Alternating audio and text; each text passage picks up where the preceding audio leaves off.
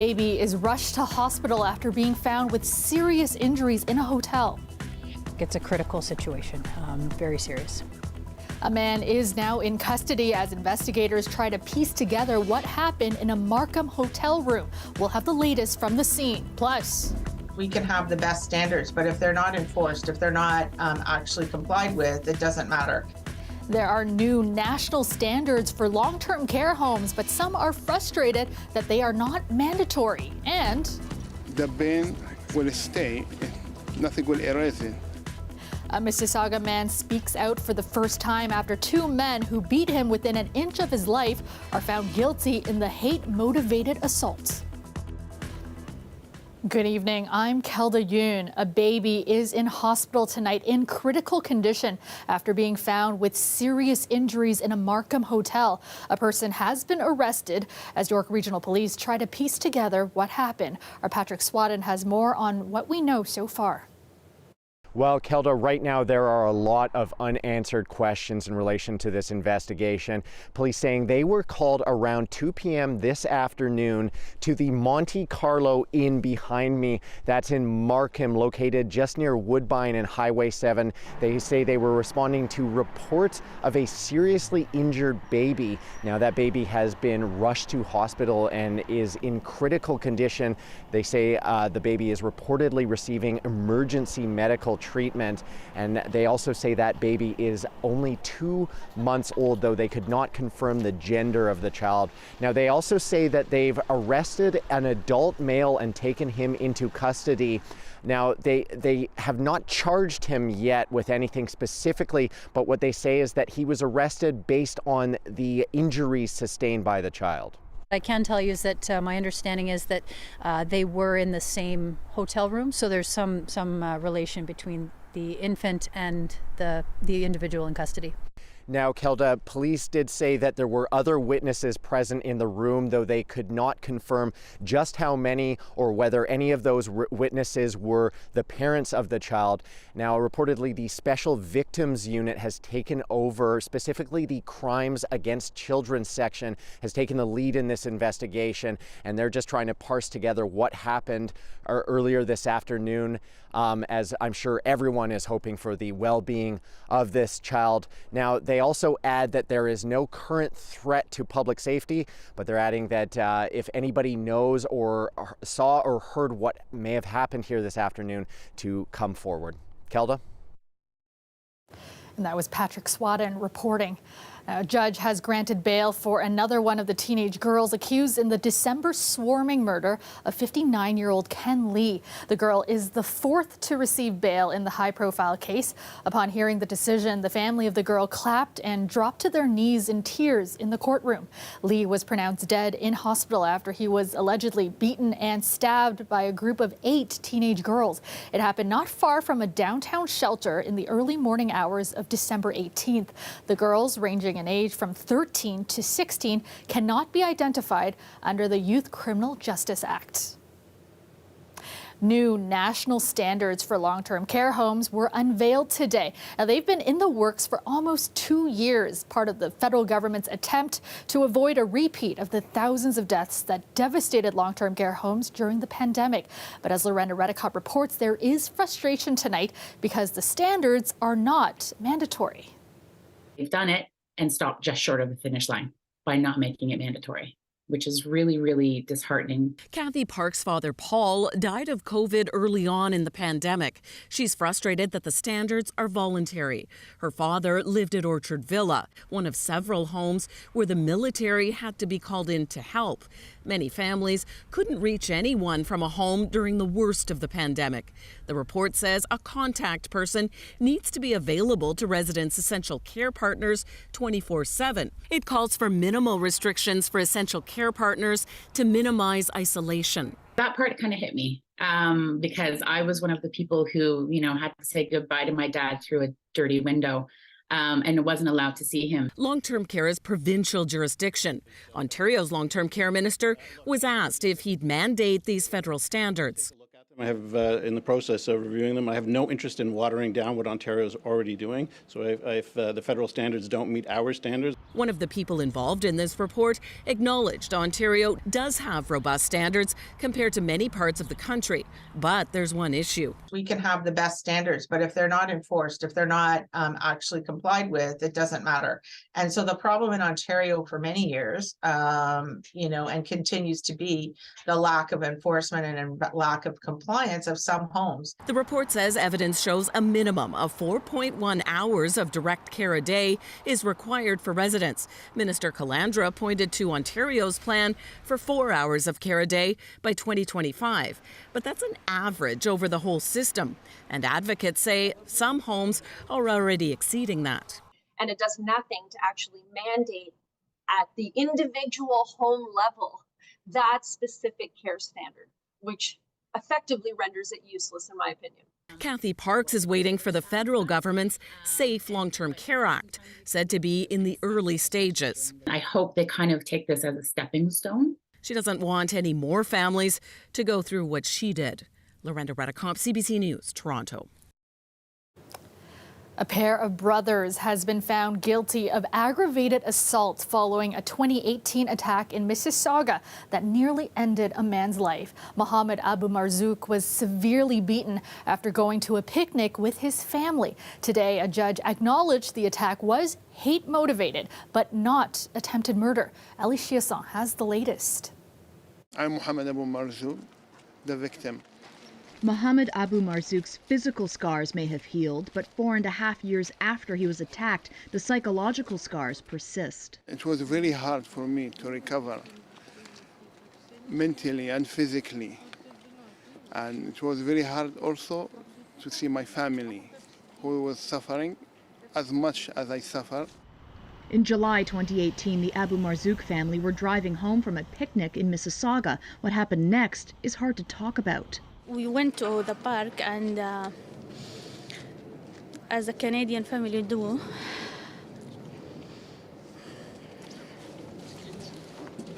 we enjoying the summertime when was my husband attacked by the two men. Two brothers, Yanis and Adam Korhamzik, shouted that they were hit by Abu Marzouk's car as they were walking, but police found no evidence to support this. Today, a judge ruled that the brothers instigated a brawl when he got out of the car to talk to them. The court heard from one witness describing how the Korhamziks repeatedly kicked Abu Marzouk in the head as he lay on the ground unconscious. Quote, "It was like they were trying to kick a soccer ball as far as they could. It caused him to suffer a traumatic brain injury." Yanis and Adam Korhamzik were charged with attempted murder and aggravated assault and simple assault on Abu Marzouk's friend who intervened. Today, Judge Fletcher Dawson delivered a verdict. The Korhamziks were both found guilty of the assault charges, but not guilty on the attempted murder charge. Judge Dawson said, quote, "I am unable to say I am satisfied beyond a reasonable doubt of their intent to kill. That said, this was a close case." The judge also deemed the attack to be hate-motivated, as the Korhamzik brothers could be heard shouting Islamophobic slurs throughout. I was happy as well to hear him recognize the hateful aspect of this attack and the hate-motivated aspect of it. And I hope that both of those things are reflected ultimately in sentencing. Despite the finding of not guilty on the attempted murder charge, the two families say they are satisfied with the guilty verdicts on the counts of assault. For them, it'll come down to sentencing, whether justice is served. The two now convicted assailants will be sentenced in the spring. Ali Chiasson, CBC News, Brampton. Meteorologist Colette Kennedy joins us now with a first check on the forecast. And Colette, another chilly one out there tonight. It was really nice to see the sun out earlier in the day, though.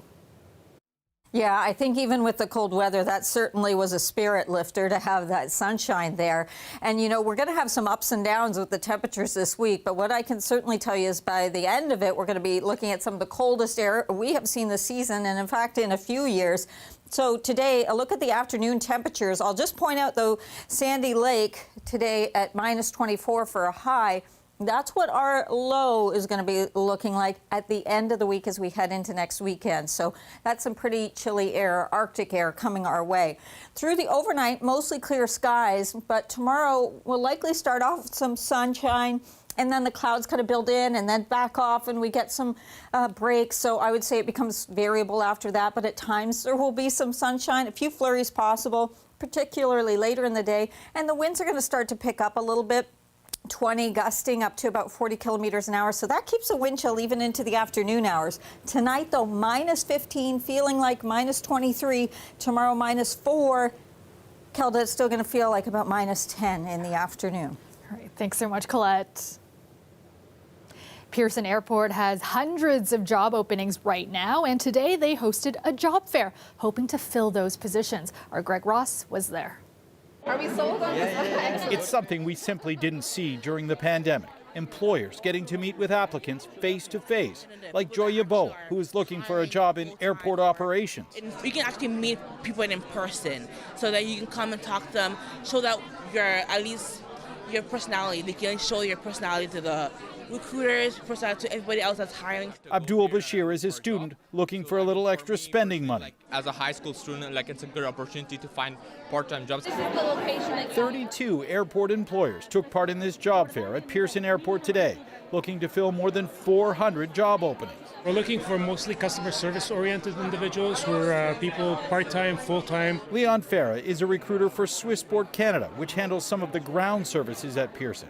He says the challenge is not only finding the right employee, it's retaining them. We give also opportunities for our employees to stay on for the long term. We give them opportunities to grow within the company, develop themselves, and train them for that, obviously. Workforce shortages led to huge problems at Pearson Airport last summer. There wasn't enough security to screen an influx of passengers, and grounds crew were spread too thin to handle incoming and outgoing baggage. The air industry was hit hard by the pandemic, but travel is back, and the industry is roaring back.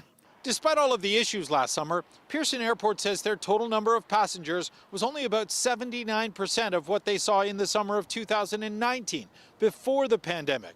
If the number of passengers this summer is closer to pre-pandemic levels, then Pearson Airport is going to need their workforce to be closer to pre-pandemic levels as well. Pearson Airport itself has only 1,500 employees, but the entire ecosystem before the pandemic was 50,000 employees and 400 employers. Among the positions employers were looking to fill at this job fair were customer service agents, security guards, baggage handlers, and food and beverage workers.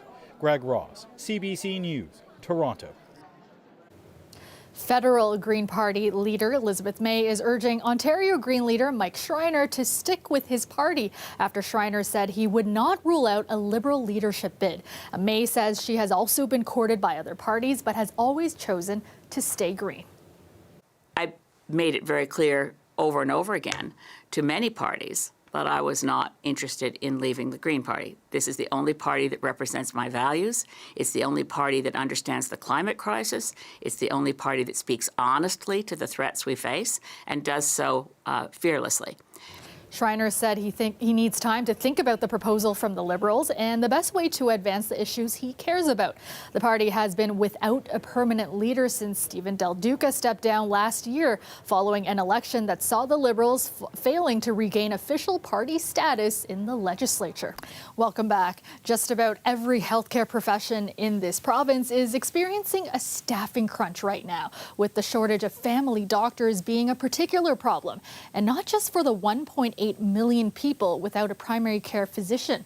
Our Queen's Park reporter Mike Crawley has this story. This East End Toronto neighborhood is a bit of a doctor desert.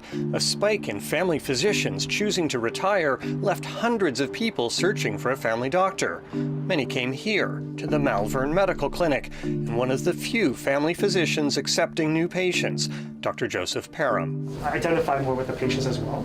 He began practicing just before the pandemic hit and was quickly inundated with patients. He still is. See this stack of envelopes? It's basically families, groups of patients who are looking for family doctors. This represents around 100 would-be patients, and that's just from the past week. We try to whittle this list down, but it just keeps getting longer and longer and longer. My name is Madonna Lane, and I'm with the patient of Dr. Parham for about maybe 2 years right now. Good morning, Dr. Parham. How are you today? Not too bad. How are you? I'm great, thank you.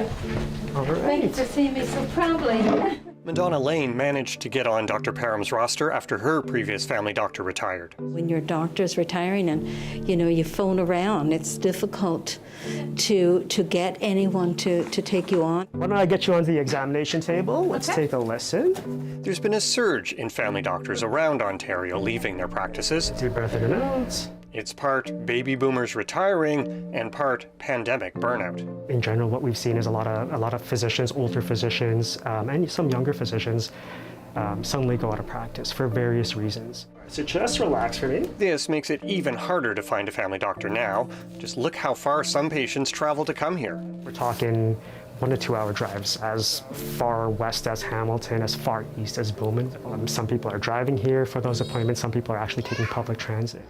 And some people go without a family doctor. Hi, my name is Kimberly Thompson. What makes Thompson's situation notable? She's a doctor herself. I went away to study medicine abroad, and when I came back, I finished my medical degree. I realized when I came back home that my family doctor had retired. And ever since then, for the last few years, I've been trying to find a family doctor. She plans to specialize in family medicine, so when she can't find a family doctor, you know there's an issue. It was definitely challenging because I had to go to walk-in clinics, and even though the family doctors that I did see there were very helpful, I wasn't able to see one consistent family doctor. So I was constantly having to retell my story, retell my medical history. The Adinkra Farm Ensemble provides an entertainment break at the Black Health Fair and Wellness Summit. The event aims to improve access to health care for people in the Black community. My name is Rudy Kwame Williams. At this time, I live in Simcoe County. I am from Toronto originally. When we moved up to Simcoe County, finding a family doctor was extremely difficult. In most cases, we access medical advice only by going into the walk-in clinics, etc., which meant long lineups and not necessarily having all of our medical concerns addressed. Miranda Savoy hasn't had a family doctor since she turned 18. That's more than a decade ago. I used walk-in clinics a lot, the emergency department a few times. When she was a university student, she suffered sharp back pains. A clinic doctor suggested breast reductions. And I actually found out a year later it was gallstones. I had to have emergency surgery. I had to be in the hospital for a whole week. That's something I probably could have avoided if I had that long-term doctor. We know that over 1 million people in Ontario don't have a family doctor. Dr. Rose Zacharias leads the Ontario Medical Association. We need more trainee spots, but we also need to combat against burnout. Family doctors say one factor contributing to burnout, the amount of time they spend on admin and paperwork. Time that tends to seep into our personal lives. And I think one thing that the pandemic has shown is that the physical, mental, and emotional well-being of physicians is also important. Are you searching for a family doctor in Ontario? CBC Toronto is looking to speak with people who are struggling to find one. We want to know how you've been affected and where you have turned for healthcare instead. Let us know by filling out this form. You can find it on our website, cbc.ca/Toronto. And you are looking at a live shot of the Toronto skyline. Partly cloudy tonight, becoming mainly clear overnight. And it's another cold one. Currently, it's -7 in the city, feeling more like -15. Let's go back to Colette now with a look at your extended forecast. And Colette, it's set to get even colder towards the end of the week. Yeah, that's what we're looking at. The coldest air that we've seen in quite some time, several years, pushing in at the end of the week. We were close last year in January. We had a couple of days in 2022 where we were at -21 and change. But, I mean, it's getting colder than that. There's your hint. Wait for the 5-day, colder than that -21. It was a welcome change, though, to have some sunshine today for sure. And we'll have some tomorrow, but we've got kind of variable skies, so I'll elaborate on that a little bit further in a moment. A limited active weather for us, other than in the sense it is severe. The cold can certainly be and dangerous. This is why we have the extreme cold weather alerts and the warming centers open. Otherwise, you have to travel around Georgian Bay because of the winds picking up, some lake effect there, and also into the U.S. Some poor travel conditions through that region with a big ice storm that's taking place as we speak, essentially. By the end of the week, though, that's when we're really going to find things plummeting. I know you may have found it cold enough this morning or tomorrow morning, that's really when that colder Arctic air fills in, but it won't last too long once we get to that, and there are ups and downs along the way. So through the overnight, mostly clear. Our winds from the west, they kind of shift around to the southwest tomorrow and get a little bit stronger, 20, 30, 40 kilometers an hour. There's some of that morning sunshine. There's some of that lake effect I mentioned, making for poorer travel conditions there. And then the clouds at times kind of really pushing back in, becoming mostly cloudy at times for us. So what do we see after that? Well, as we look towards Thursday, end of the day, we get into some flurries. Even a dusting will certainly be possible, and the wind's kicking up, and it's behind that for Friday that the really cool temperatures are headed our way. A look at some of the snowfall, that potential really there to the west of Georgian Bay, so certainly be aware of that. Tomorrow's daytime high, -4. It's only going to feel like -10, and then we get a bump up ahead of this front on Thursday, and then it's certainly a drop down once we get behind it, Kilda. All right, thanks so much, Colette. And finally tonight, they're a long way from their Antarctic ancestors, but these guys are setting in well at an unlikely location. These fluffy baby chicks are chirping and already stealing hearts at a zoo in sunny Mexico. They were just eggs in incubators when they were flown from SeaWorld in California. They're called Adelie penguins. The zoo in Guadalajara is one of the few in North America that caters to this species. And that's our show for you tonight. Thank you so much for watching. Maribel Tarouk has your next local newscast tomorrow at 6. I will see you back here tomorrow night at 11. Have a great night, everyone.